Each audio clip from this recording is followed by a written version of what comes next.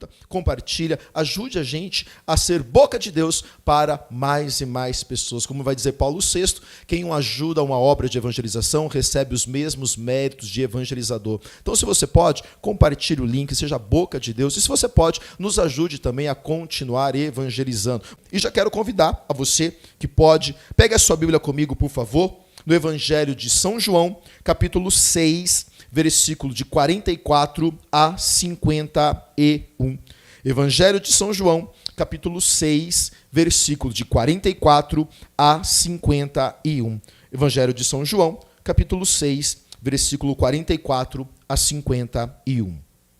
Amém? Eu vou lendo. Diz assim: ninguém pode vir a mim se o Pai que me enviou não o atrair, e eu o ressuscitarei no último dia. Os profetas escreveram que todos serão discípulos de Deus. Quem escuta o Pai e aprende, virá a mim. Não que alguém tenha visto o Pai, somente aquele que está voltado para Deus é que viu o Pai. Eu vos asseguro, quem crê em mim tem vida eterna. Eu sou o pão da vida. Vossos pais comeram maná no deserto e morreram. Este é o pão que desce do céu, para que quem o comer não morra. Eu sou o pão vivo descido do céu. Quem comer deste pão viverá para sempre. O pão que eu dou para a vida do mundo é a minha carne. Palavra da salvação. Glória a vós, Senhor. Se você pode na sua casa, beija a sua Bíblia em sinal de reverência. Só abrindo parênteses, né? A gente tem muito hábito, nosso filho João Batista, nós temos essa paixão pela palavra, né? Nós somos conhecidos como as pessoas apaixonadas pela Bíblia. E por que a gente manda você beijar a sua Sagrada Escritura?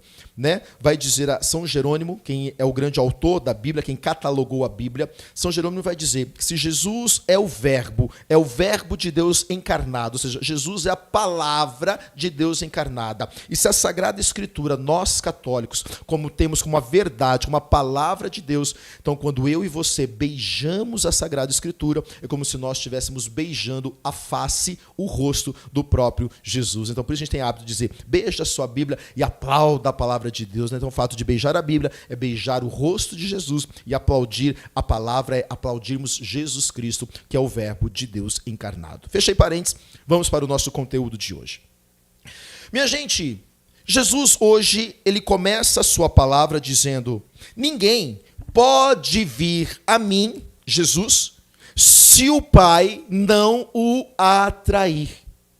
E é claro que aqui nós não poderíamos cometer uma heresia em separarmos os deuses, porque na verdade nós vamos entender, é um só Deus em pessoa três. Isso é o dogma da Santíssima Trindade. Um só Deus em três pessoas em um só Deus. É o Pai, é Deus Pai que é o Criador. É aquele que foi criando todas as coisas pelo poder da sua mão. Jesus Cristo é a segunda pessoa da Santíssima Trindade, ele é o Redentor. O castigo que nos condenava recaiu sobre ele e então pelas suas santas chagas é que nós podemos ser completamente sarados, curados e libertos. Então veja, Deus Pai é o Criador, Jesus ele é o Redentor e o Espírito Santo é a terceira pessoa da Santíssima Trindade, ele é o Santificador, é aquele que deposita em nós, é aquele que infunde em nós os dons, os carismas, a ousadia, a intrepidez, a fortaleza, a visão espiritual, o discernimento, o dom de palavras, o dom de cura, o dom de milagres, o dom de orar em línguas, enfim, o Espírito Santo, essa terceira pessoa da Santíssima Trindade, que nos santifica através dos dons e carismas dados por Deus para cada um de nós. Ou seja, um só Deus em três pessoas. Ou seja, embora é um só Deus, a forma como eles agem, então, ou seja, é de maneira diferente, é de maneira distintas. E Deus, ele é único, é um Deus maravilhoso que quis se manifestar de maneira diferente. Lógico, o Pai está no Filho, o Filho está no Pai, ambos estão no Espírito, um é consubstancial ao outro. Eles não se separam, mas volto a dizer, A forma como eles agem é de maneira diferente. E por isso, então, que Jesus vai dizer: ninguém vem a mim se o Pai não o atrair. Ou seja, Deus Pai, Ele é o Criador de todas as coisas. E o que você precisa entender, eu e você e eu, nós fazemos parte de um plano maravilhoso de amor de Deus Pai.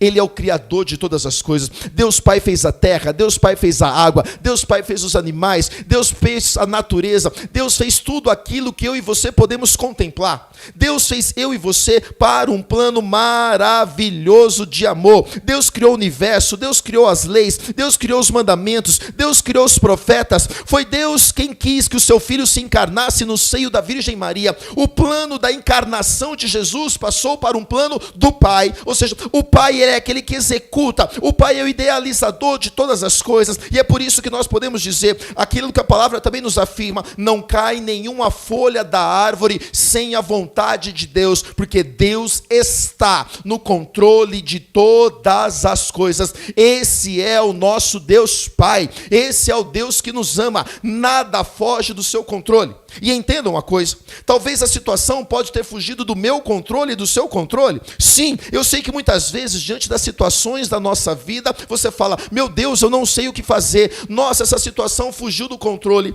Mas eu quero te dizer algo para você. Talvez tenha saído do seu controle, porque justamente é o que Deus quer. Deus muitas vezes quer tirar eu e você do controle para provar que Ele está no controle de todas as coisas. Essa é a pedagogia de Deus. É difícil nós entendermos por quê? Porque a pedagogia de Deus é diferente da nossa. E é claro, Deus tem um plano de amor, sim. Deus fez eu e você por amor, sim. Deus fez eu e você para sermos felizes, sim. Mas é natural que no processo da nossa vida, nesta jornada da nossa vida, nós teremos altos e baixos, nós teremos momentos felizes e não tão felizes, nós teremos momentos de vitórias, mas nós teremos também momentos de regredir, dar um passo para trás, para alcançarmos mais força e então avançarmos para frente. E eu quero liberar sobre você esta palavra hoje. Se vocês acham que a sua vida perdeu o controle e se as situações saíram das suas mãos, eu digo para você: não saiu do controle de Deus. Ele está no controle de todas as coisas, e se Ele está no controle de todas as coisas, o resultado final só pode ser bênção, cura, milagre e vitória em Deus. Eu e você somos mais do que vitoriosos. Nós não nascemos por um acaso. Volto a dizer, eu e você fazemos parte de um plano maravilhoso de amor por Deus. Esse é o nosso Deus. Eu quero dizer para você, bata no seu peito e diga: eu sou amado por Deus. Aonde você está? No seu trabalho? Aonde você está agora? No seu almoço? Bata no seu peito e diga: eu sou amado por Deus. Diga para você mesmo: eu faço parte de um plano maravilhoso de amor de Deus. É isso que Jesus está dizendo. Ninguém vem ao Pai se eu não o atrair. Ninguém vem a mim se o Pai não o atrair, disse Jesus, porque o Pai está no controle de todas as coisas. Ei, você não é qualquer um, você não é qualquer uma. Eu e você fazemos parte de um plano maravilhoso de Deus. Esse Deus Pai que é Criador. E eu acho bonito, porque quando nós vamos ler a criação do mundo, nós vamos ver Deus Pai dizendo: faça-se as águas se fez. Faça-se as plantas se fizeram. Faça-se os animais se fizeram. E ao final de cada dia, a Bíblia diz que Deus olha para a criação das suas mãos e Deus contempla a criação. E a Bíblia diz: e Deus viu que era bom. Ou seja, Deus contempla a sua criação e Deus fala: é bom. Mas quando Deus foi fazer o homem, quando Deus foi fazer eu e você, a Bíblia muda o verbo. E a Bíblia então diz que Deus olhou e falou: façamos o homem à nossa imagem e à nossa semelhança. Ou seja, eu e você somos resultados de uma reunião celestial. Isso mesmo. Quando Deus Pai, volto a dizer, foi fazer todas as coisas, Ele fazia tudo sozinho. Faça as águas, faça a planta, faça os animais, faça a terra, faça os frutos, faça tudo. Faça. Deus Pai fazia tudo sozinho. E a Bíblia diz que Deus olhava e viu que era bom. Deus falou: façamos. Ou seja, Deus Pai falou: eu quero fazer algo agora tão bom, tão maravilhoso, que eu não quero estar sozinho. Então Jesus, filho, vem cá. Vem comigo, filho, vem cá, vem cá. Espírito Santo, vem comigo, vem cá. E então houve uma reunião celestial. A Santíssima Trindade se reuniu para fazer eu e você, ou seja, eu e você fazemos parte de um projeto maravilhoso de Deus. Eu e você somos resultado de uma reunião celestial. Não deixa ninguém desprezar você. Não se sinta menos hoje.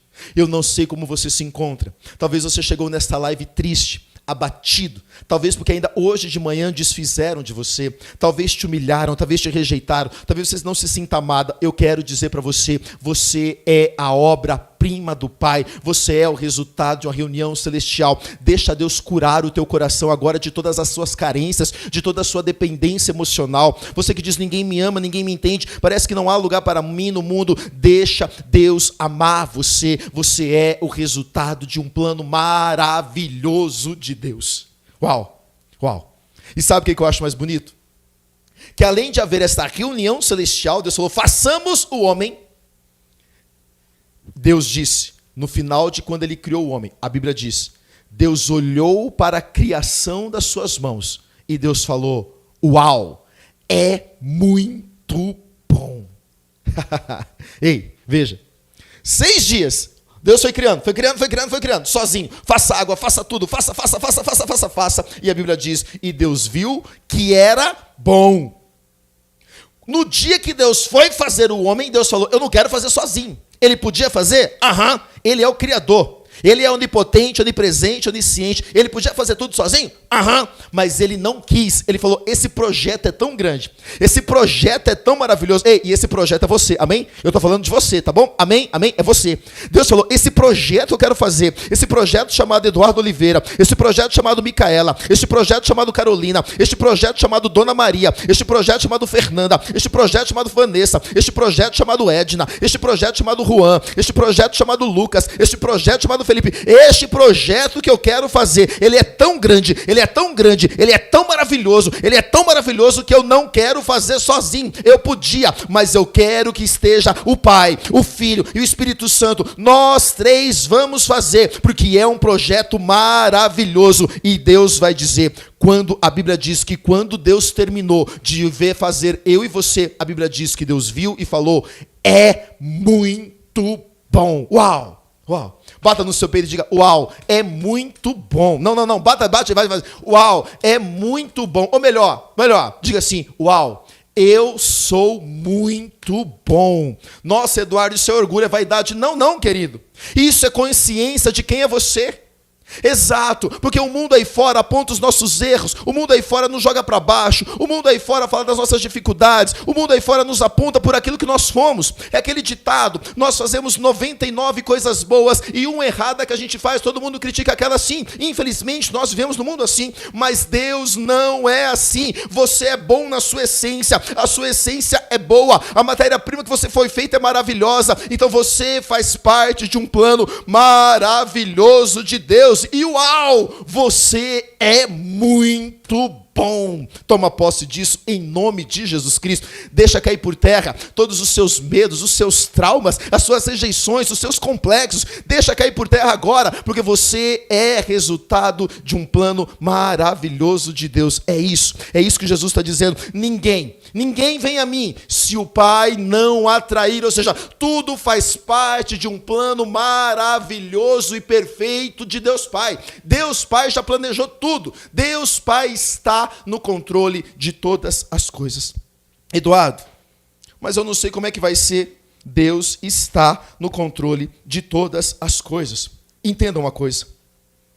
Deus, ele é onipotente, onisciente, onipresente. O Código de Direito Canônico, o Catecismo da Igreja Católica e Santo Tomás de Aquino, na sua súmula teológica, ele vai dizer, entre tantas características que Deus tem, se nós pudéssemos destacar 3, nós destacaríamos onipresença, onipotência e onisciência. Volto a dizer, Santo Tomás de Aquino, Magistério da Igreja Católica, Código de Direito Canônico e Catecismo nos afirmam que Entre tantas características que Deus tem, boas, nós poderíamos destacar apenas 3, que é onipotência, onipresença e onisciência. O que é isso? Oni significa total, absoluta, plena. Onipotência significa ele pode tudo, ele tem total poder, ou seja, nada para ele é impossível, ele pode tudo. Esse é o nosso Deus, esse é o meu Pai, esse é o seu Pai. Diga amém na sua casa. Esse é o nosso Deus, onipotente, ele pode tudo, nada para ele é escondido, nada para ele é impossível. Segunda característica, Deus é onisciente, onitotal. Potência, onitotal. Onisciente significa ciência, conhecimento. Onipotência, total poder. Ele pode tudo. Onisciência, ele sabe de tudo. Ei, ele sabe de tudo, tá bom? Ele sabe de tudo. Até aquilo que você faz escondido, Deus está vendo. Se tem alguém do seu lado, fala assim, Deus está vendo. Ele sabe de tudo. Onisciência, ele sabe tudo. Ele sabe as suas lutas, as suas lágrimas, as suas dores, as suas alegrias. Ele sabe de tudo. Amém? Onipresença significa ele está em todos os lugares ao mesmo tempo. Ele está com você quando você está feliz, ele está com você no seu trabalho, ele está com você na sua casa, ele está com você no seu lazer, ele está com você no seu descanso, ele está com você em todos os lugares. Ou seja, Deus é onipotente, ele pode tudo, nada para ele é impossível. Ele é onisciente, ele sabe de tudo, nada para ele é desconhecido. E ele é onipresente, ele está em todos os lugares ao mesmo tempo. E esse é o Deus que nos ama. Esse é o Deus, e nada foge do plano deste Deus. Mas é claro, que mesmo diante de todos os amores de Deus, Deus é onipotente, onipresente, onisciente. Então a gente pode se perguntar, Eduardo, se Deus sabe de tudo, se Deus pode tudo, e se Ele está comigo em todos os momentos, por que é então, Eduardo, que eu passo por problemas? Por que então que eu passo por dificuldades?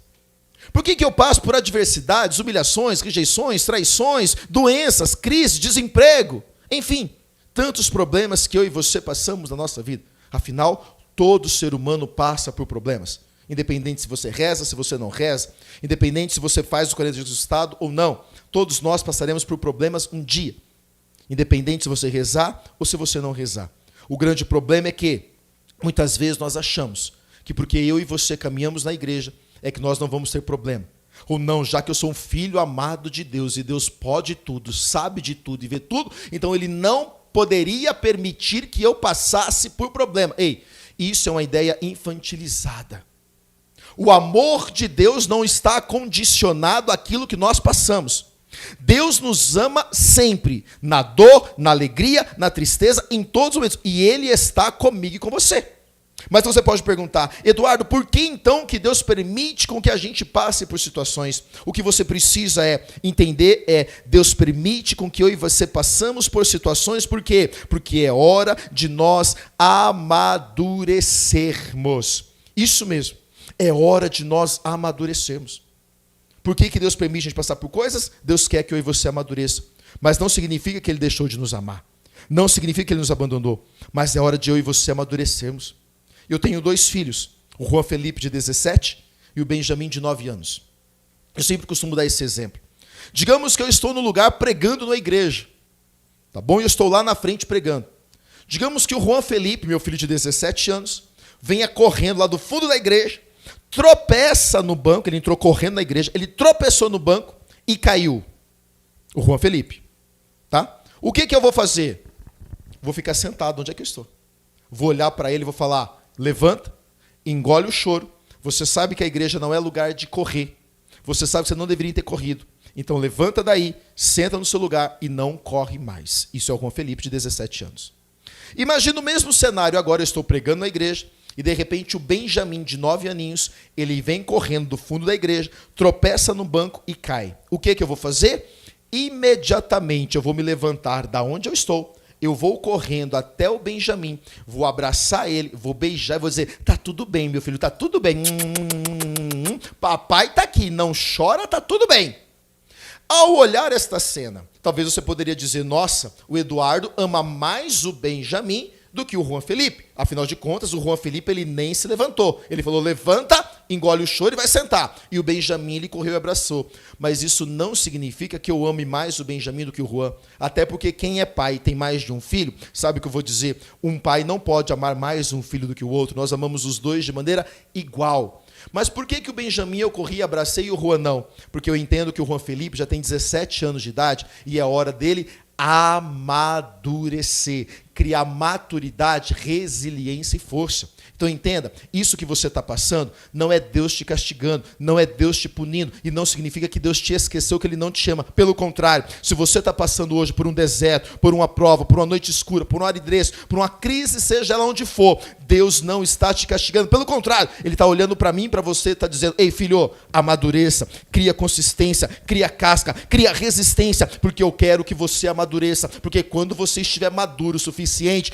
eu então vou liberar a bênção sobre a tua vida. Muitas coisas Deus ainda não entregou para mim, para você, porque nós não estamos prontos. Essa é a pedagogia de Deus. Deus mostra o projeto, Deus mostra o plano, Deus coloca o sonho na nossa vida. É isso aqui que eu quero para você. Eu quero que você sonhe, eu quero que você tenha filhos, eu quero que você tenha casamento feliz, eu quero que você seja próspero, eu quero que você empreenda, eu quero que você abra o seu negócio. Deus mostra o projeto e o plano, mas a pedagogia de Deus para fazer nós chegarmos lá, Ele vai nos moldando, Ele vai nos lapidando, Ele vai nos forjando, e quando nós estivermos prontos, preparados e maduros, é então que Ele vai nos entregar a promessa que Ele nos fez. Quem está me entendendo, diga amém aí na sua casa.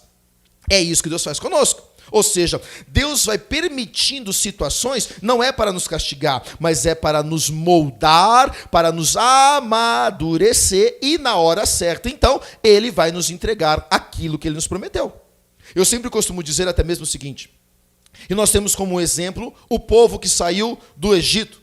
Deus libertou o povo do Egito? Sim. Mas qual foi a condição que Deus libertou o povo do Egito? Eu vou tirar vocês do Egito e eu vou levar vocês para Canaã. Canaã é maravilhosa, Canaã corre leite e mel, Canaã tudo que planta dá, tudo que dá lá dá em abundância, dá grande. Canaã é a terra prometida, vocês não vão ser mais escravos, lá vocês vão ser livres, vocês vão poder casar, vão poder ter filho, vão poder plantar, vão poder cultivar. A Canaã é a promessa de Deus, diga amém.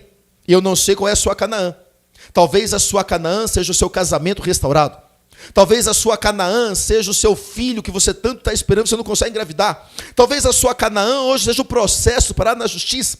Talvez a sua Canaã hoje seja a porta de um emprego. Talvez a sua Canaã seja um pedido de um financiamento que está parado. Eu não sei o nome da sua Canaã, mas Deus já prometeu. Lá é a Canaã, lá é o milagre, lá é o local da posse, lá é o local da liberdade. Mas Deus falou: vou tirar você do Egito, vou levar você para Canaã. Mas Deus não falou para o povo que eles viveriam 40 anos no deserto, embora a trajetória era para ter sido de dias. Aquele povo ficou anos, porque cada vez que eles murmuravam, Deus fazia eles dar uma volta no deserto. Ei, já pega essa palavra, pega essa revelação. A trajetória do Egito para Canaã era para ter sido feito em dias. Mas o povo ficou 40 anos, porque quanto mais eles murmuravam, quanto mais eles reclamavam, mais Deus segurava eles ali e fazia eles dar uma volta no Egito. Ou seja, Deus prometeu Canaã para você, mas Deus não falou e Deus não revela o processo que nós vamos ter que passar para alcançar o milagre. Você acha que se Deus falasse para aquele povo: vocês vão ficar no deserto, o deserto vai ter frio, o deserto vai ter calor, o deserto vai ter fome, o deserto vai passar por isso, o deserto vai ter diversidade, o deserto vai ter sofrimento, talvez aquele povo teria falado: nos deixa aqui no Egito. Assim também somos eu e você. Toda promessa que Deus quer entregar para mim e para você precisa passar por um processo de construção e, muitas vezes, desconstrução. Desconstrução dos nossos egos, das nossas vaidades, dos nossos achismos. Para quê? Para que a gente passe a confiar plenamente em Deus. Ou seja, Canaã está lá, mas Deus nunca vai revelar o caminho. Deus nunca vai nos dar um mapa. Deus nunca vai mostrar o trajeto. Porque se Ele nos mostrar o projeto ou o trajeto, eu e você não vamos querer ir. É assim que acontece conosco. Ou seja, a pedagogia de Deus é: Canaã está ali, mas para alcançar Canaã, Canaã, nós vamos ter que passar por um processo, e nesse processo vai ter dor, vai ter luta, vai ter lágrima, vai ter rejeição, vai ter humilhação, vai ter que orar, vai ter que jejuar, vai ter vontade de desistir, vai ter que ter vontade de ir embora. Por quê? Porque nós não vemos o projeto. Muitas vezes a gente se perde no projeto, e é por isso que Jesus Cristo também falou, ninguém vê o Pai, ou seja, nós não vemos o Pai, nós não conseguimos contemplar o projeto inteiro, e é por isso que a gente passa a duvidar do projeto de Deus. É por isso então que a gente começa a pensar que Deus nos abandonou, ou que Deus esqueceu de nós, porque a gente perde o foco, a gente perde a visão. E então depois, mais tarde, Paulo vai dizer, por ora nós vemos como que no espelho, nós vemos uma parte, mas chegará a hora em que nós veremos o Pai como Ele é, nós veremos na plenitude, na totalidade. O que é isso? Hoje é dia de você ajustar o seu foco, hoje é dia de você ajustar a sua meta, é para lá que eu vou, é para lá que eu quero, é o casamento restaurado, é o meu filho que Deus me prometeu, é o meu trabalho, é o meu negócio, é a prosperidade financeira, é a vitória financeira, é a cura da minha doença, é a porta de emprego, é o processo para na justiça, é o meu sonho da minha empresa. Esse é o meu foco, e não importa que hoje eu esteja passando pelo deserto, não importa que eu esteja chorando, que eu esteja hoje sendo humilhado, que eu esteja hoje rejeitado, pode estar custando, mas Santa Teresa vai dizer, é justo que muito custe aquilo que muito vale. Ajusta o teu foco, ajusta a sua mira e vai para lá. Tudo faz parte de um plano maravilhoso de amor de Deus por mim e por você. É isso que você precisa acreditar hoje, em nome de Jesus Cristo. Amém? Você está entendendo o que eu estou dizendo? Você está dizendo, está entendendo? Está entendendo? Coloca aí para mim no chat, está entendendo? Ou seja, primeira coisa, porque nós passamos por isso, é hora de amadurecer. É hora de amadurecer. É hora de amadurecer. Precisamos amadurecer. Amadurecer. Mas por qual é outro problema que nós temos em relação a isso? Primeiro, nós não conseguimos lidar com as dificuldades. Nós queremos tudo do nosso jeito, do nosso tempo. E vivemos hoje, então, uma geração de gente imatura. Nessa famosa frase, né? O que importa na vida é ser feliz. Assinado Satanás. Essa famosa frase usada hoje tanto por aí, o que importa na vida é ser feliz, é uma frase diabólica. Por quê? Porque já que eu não estou sendo feliz no meu casamento, eu separo, eu largo. Já que eu não estou feliz no meu trabalho, eu peço demissão. Já que eu não estou feliz na minha paróquia, no meu grupo, eu mudo de paróquia, eu mudo de paróquia, eu mudo de grupo. Já que eu não estou feliz na faculdade, eu tranco faculdade. E assim a gente vai trocando, vai descartando tudo. Vivemos hoje a geração do descartável. E Jesus falou, não é para ser feliz. Jesus falou, quem quiser me seguir, toma a sua cruz. Vem e segue-me. Jesus falou, coragem, no mundo tereis aflições, mas eu venci o mundo. Ou seja, o nosso foco é lá. Jesus não nos prometeu uma vida sem dificuldade, mas Ele prometeu, aquele que chegar vai vencer. A vitória está garantida, o milagre está de pé. Se Deus prometeu, Ele não revogou ainda o seu milagre, Ele não revogou a promessa que Ele fez, então ainda está de pé. Quem precisa focar é eu, quem precisa focar é você, quem precisa acreditar somos eu e você, que Ele está no controle de todas as coisas. Ou seja, viva hoje o seu momento, vamos amadurecer. Mas aí dentro do casamento, começamos a ter problema, o que a gente fala? É melhor separar, porque está insustentável viver junto. O que é isso? Gente imatura. Está com problema no casamento, o que gente madura faz? Chama o maridão, chama a esposa, põe para conversar, põe os pingos nos is, alinha os bigodes, fala aquilo que está bom, fala aquilo que não está bom e segue para frente. Não é desistir do casamento, mas em nome de ser feliz a todo custo, eu largo, eu abandono, eu separo, põe para fora, a mala está lá fora, homem não chora. Precisamos amadurecer no casamento. Precisamos amadurecer com os filhos. Eduardo, que meus filhos estão rebeldes. Talvez o seu filho não está rebelde. Talvez que o seu filho está precisando de pai e mãe. Colo, beijo, abraço. Menos celular. Tem pai e mãe que dá tudo de melhor para o filho. Você dá o melhor celular, o melhor videogame, a melhor televisão, a melhor roupa, o melhor tênis, a melhor, tudo de melhor. E o seu filho não quer nada disso. O seu filho só quer abraço e beijo. Nós pregamos para jovens. E o que eu abraço de jovens pelo Brasil, que vem falar conosco, chorando, dizendo, Eduardo, eu só queria um abraço e um beijo do meu pai e da minha mãe.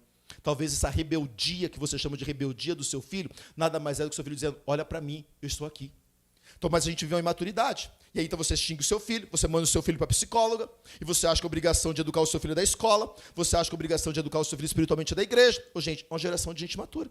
Se Deus está permitindo, é para você amadurecer. Talvez essa crise financeira que você está enfrentando hoje, Talvez não é crise financeira. Talvez Deus está querendo te moldar para você aprender a viver da providência dele. Que ele está no controle de todas as coisas. É isso. Talvez essa situação que você fala na sua paróquia, ou na sua comunidade, ou no seu grupo, você está sendo tão perseguido, talvez você está sendo perseguido, talvez Deus quer te moldar e te forjar, para ele então te elevar para níveis maiores.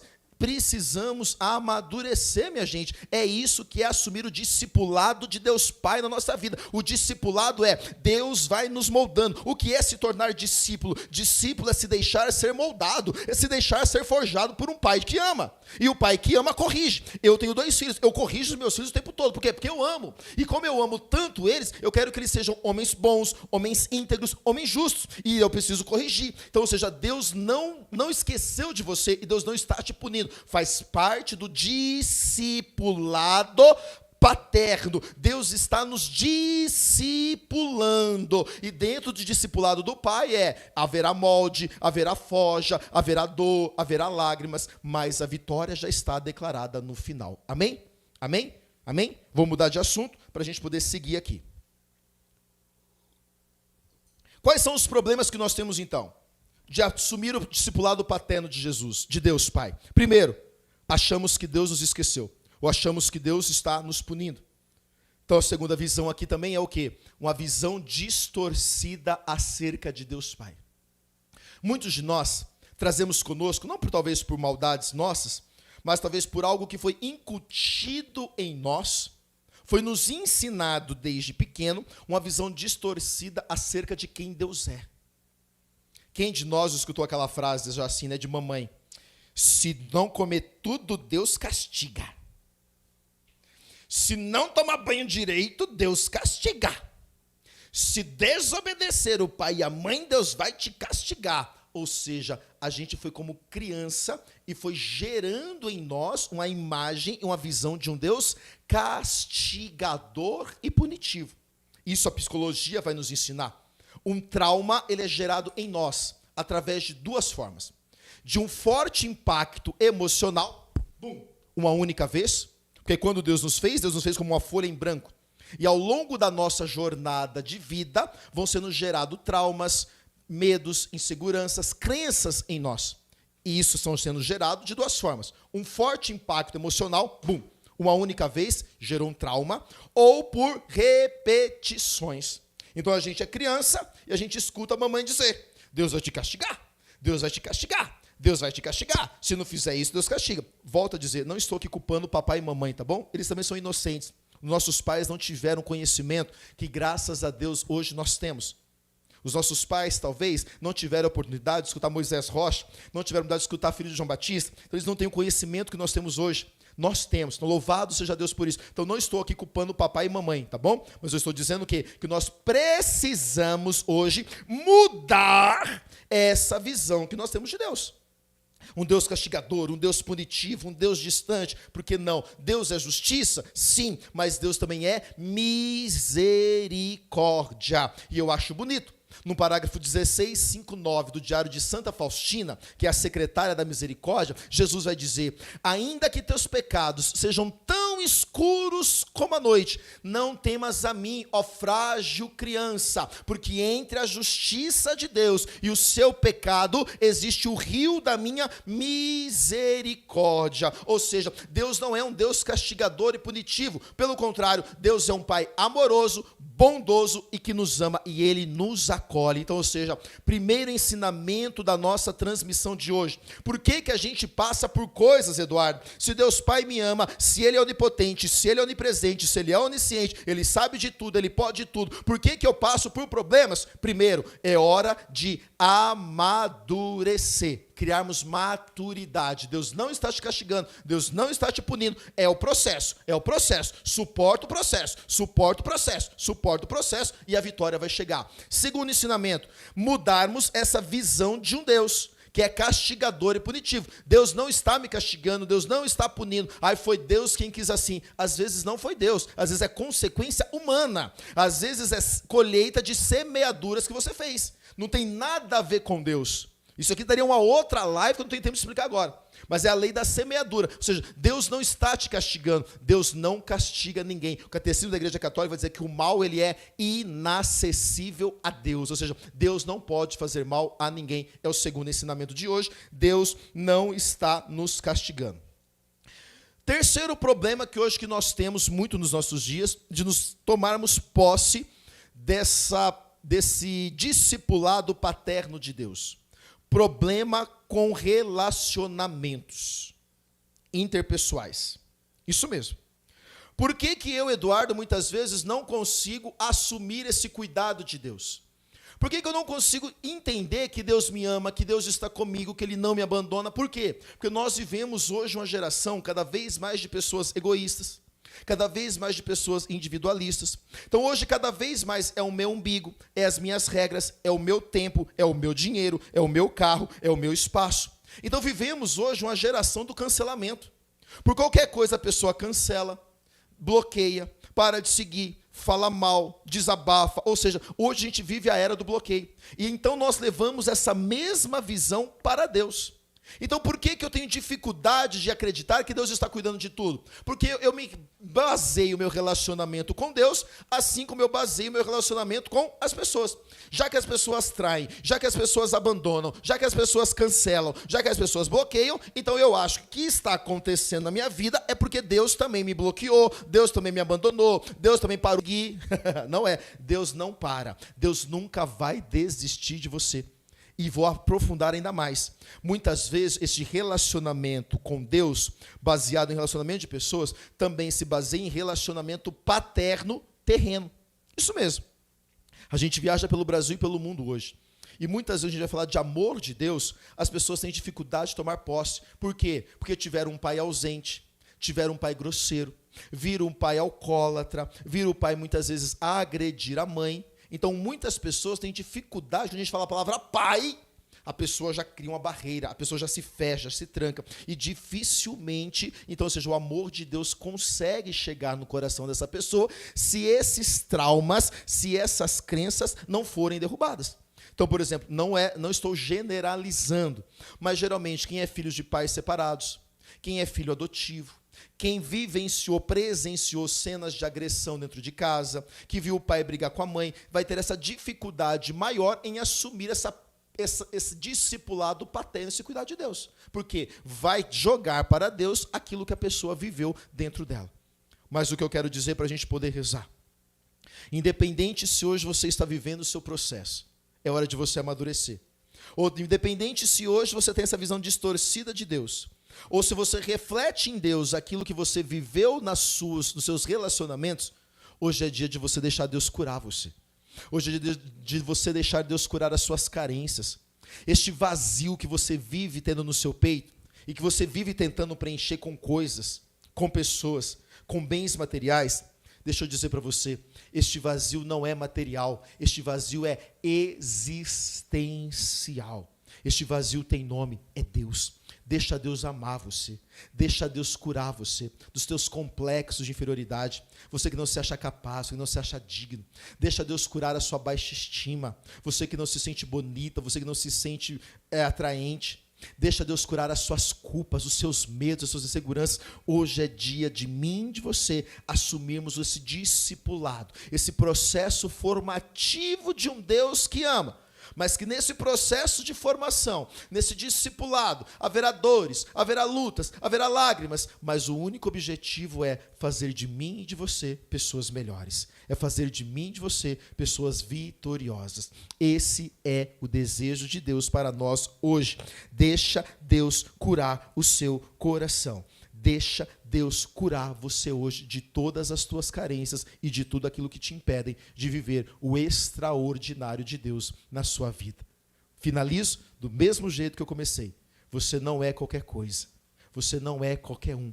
Você é um filho amado de Deus e você é resultado de uma reunião celestial. Você é um projeto maravilhoso de Deus e Deus, quando olhou para você, ele falou: uau, é muito bom.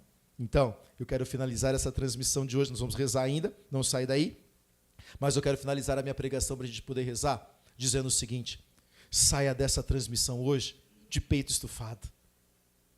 Levanta a sua cabeça, brilho nos olhos, sorriso nos lábios.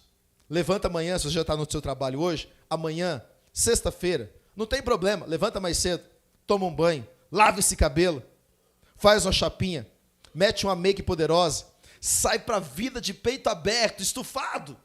Por quê, Eduardo? Porque você é amado por Deus, você é a obra-prima do Pai. Deus ama você e Deus está olhando e dizendo, uau, é muito bom, é muito bom, é muito bom. Não deixa ninguém desfazer de você. E quando você chegar no seu trabalho, onde você for amanhã, as pessoas te perguntarem e dizer, uai, por que você está bonitona hoje? Por que esse sorriso nos lábios, esse brilho nos olhos? Fez até chapinha, é, colega? E as pessoas vão te perguntar, mas por que você está assim? Você não está com problema? Você vai dizer, aham. E as pessoas vão te perguntar, uai, não é você que está com dívida? Você vai dizer, aham, e a fatura do cartão venceu ontem. Uai, mas não é você que está com crise no casamento? Você vai dizer, e o maridão está mais atacado do que nunca. E as pessoas vão te perguntar, então por que você está tão feliz? E você vai dizer, porque eu participei dos 40 dias com Jesus ressuscitado. E eu escutei da boca dos filhos de João Batista que eu sou resultado de um plano maravilhoso de Deus e Ele está no controle de todas as coisas. Então, tudo que eu estou passando nada mais é do que um processo formativo de Deus, porque a minha vitória já está declarada no final. Amém? Amém? Amém, amém, amém? Toma posse dessa palavra? Toma posse? Levanta a tua cabeça. Você é maravilhoso, maravilhosa. Uau! Você é bom demais. Não desista disso. Não desista da sua casa e da sua família. Amém, meu povo?